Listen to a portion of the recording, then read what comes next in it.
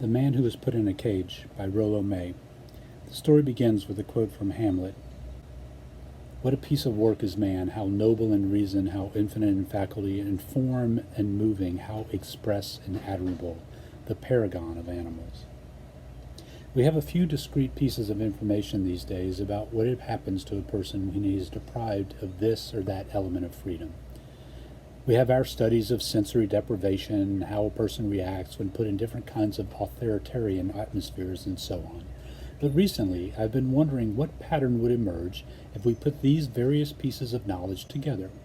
In short, what would happen to a living, whole person if his total freedom, or as nearly as total as we could imagine, were taken away? In the course of these reflections, a parable took form in my mind. The story begins with a king who, while standing in reverie at the window of his palace, one evening happened to notice a man in the town square below. He was apparently an average man walking home at night, who had taken the same route 5 nights a week for many years.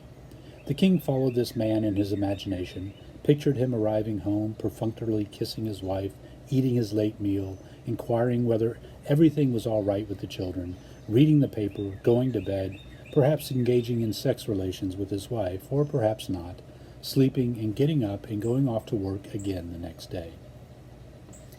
And a sudden curiosity seized the king, which for a moment banished his fatigue. I wonder what would happen if a man were kept in a cage like animals at the zoo.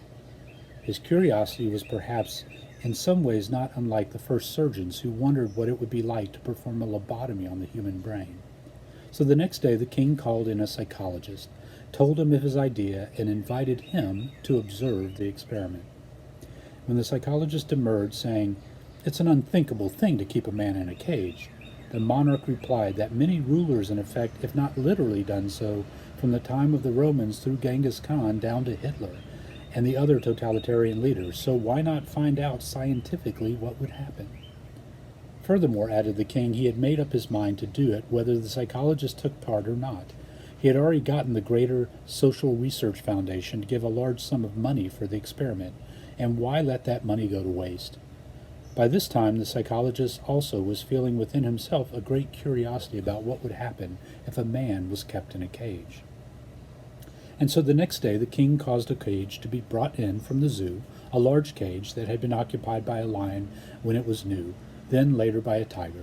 Just recently it had been the home to a hyena who died the previous week. The cage was put in an inner private court in the palace grounds, and the average man whom the king had seen from his window was brought in and placed therein. The psychologist, with his Rorschach and Wechsler-Bellevue test in his briefcase to administer at some appropriate moment, sat outside the cage. At first the man was simply bewildered, and he kept saying to the psychologist, "I have to catch the tram. I've got to get to work. Look what time it is. I'll be late for work." But later on, in the afternoon, the man began to soberly realize what was up, and then he protested vehemently. "The king can't do this to me. It's unjust. It's against the law." His voice was strong and his eyes full of anger. The psychologist liked the man for his anger, and he became vaguely aware that this was a mood he has often in people he worked with in his clinic. Yes, he realized, this anger is the attitude of people who, like healthy adolescents of any era, want to fight what's wrong, want to protest directly against it. When people come to the clinic in this mood, it is good.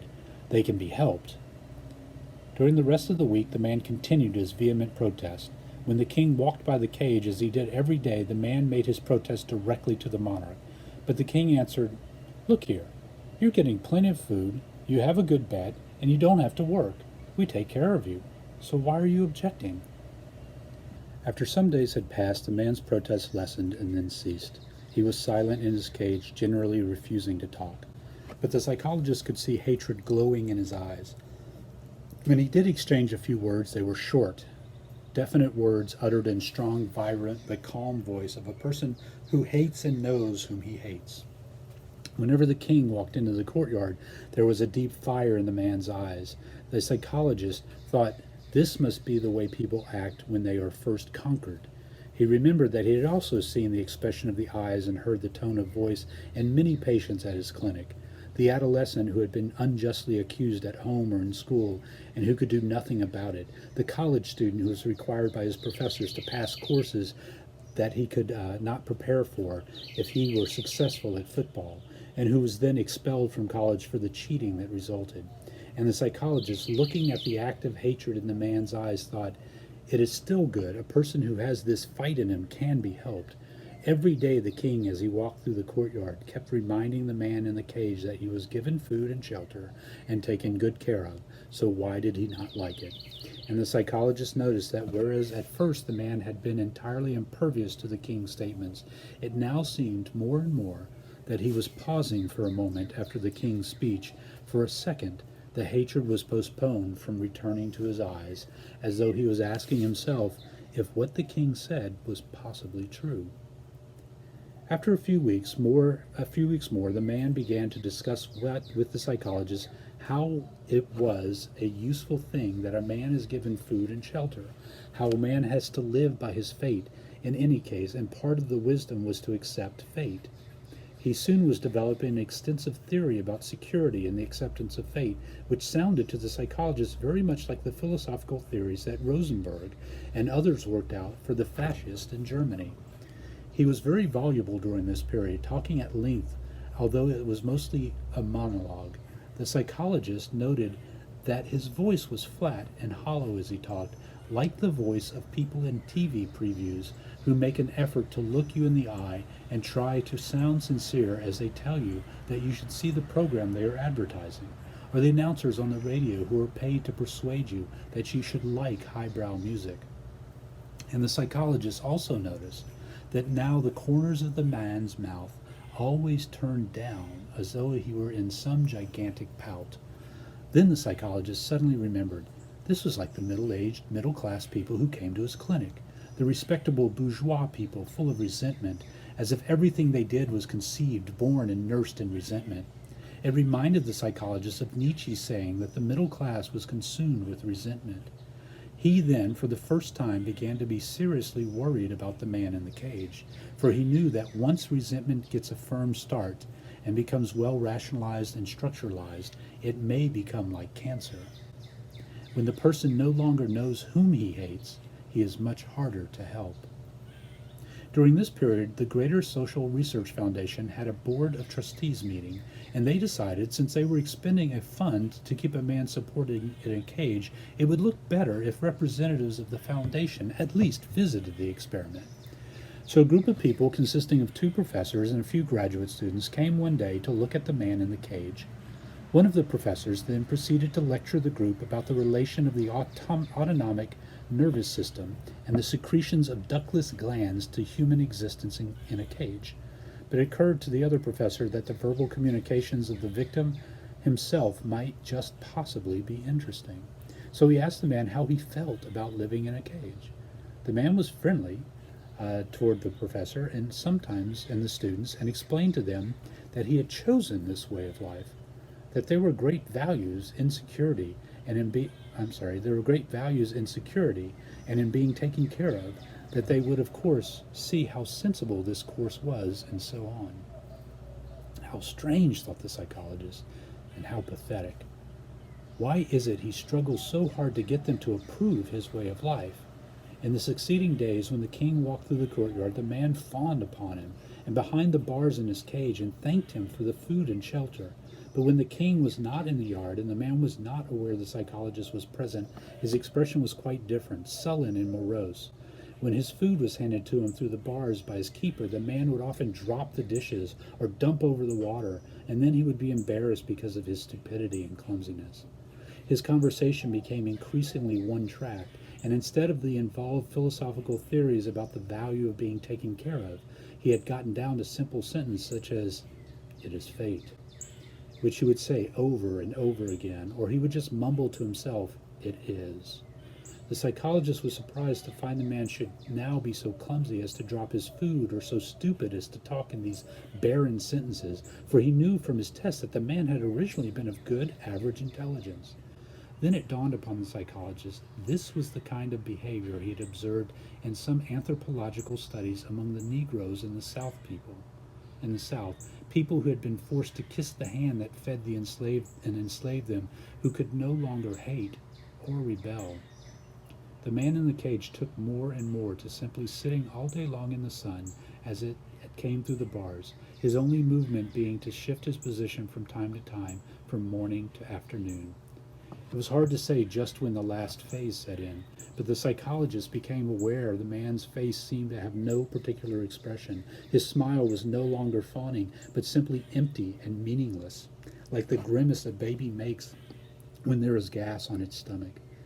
The man ate his food and exchanged a few sentences with the psychologist from time to time, but his eyes were distant and vague, and though he looked at the psychologist, it seemed that he never really saw him.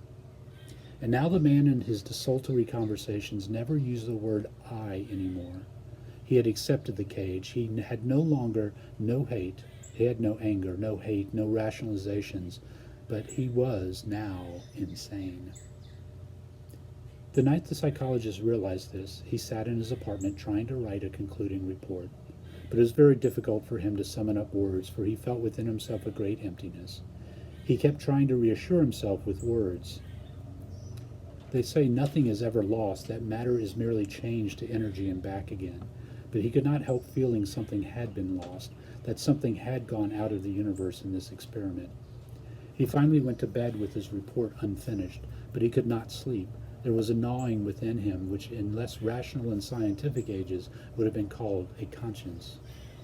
Why didn't I tell the king that this is one experiment that no man can do? Or at least why didn't I shout I would have nothing to do with the whole bloody business? Of course the king would have dismissed me. The foundations would never have granted me any more money, and at the clinic they would have said that I was not a real scientist. But maybe one can farm in the mountains and make a living. Maybe one can paint or write something that would make future men happier and more free. But he realized that these musings were, at least at the moment, unrealistic, and he tried to pull himself back to reality. All he could get, however, was this feeling of emptiness within himself and the words, "Something has been taken out of the universe, and all that is left is void." Finally, he dropped off to sleep. Sometime later, in the small hours of the morning, he was awakened by a startling dream. A crowd of people had gathered, in the dream in front of the cage in the courtyard, and the man in the cage, no longer vacuous, was shouting through the bars of the cage an impassioned oratory. "It is not only I whose freedom is taken away," he was crying. "When the king puts me or any man in a cage, the freedom of each one of you is taken away also. The king must go."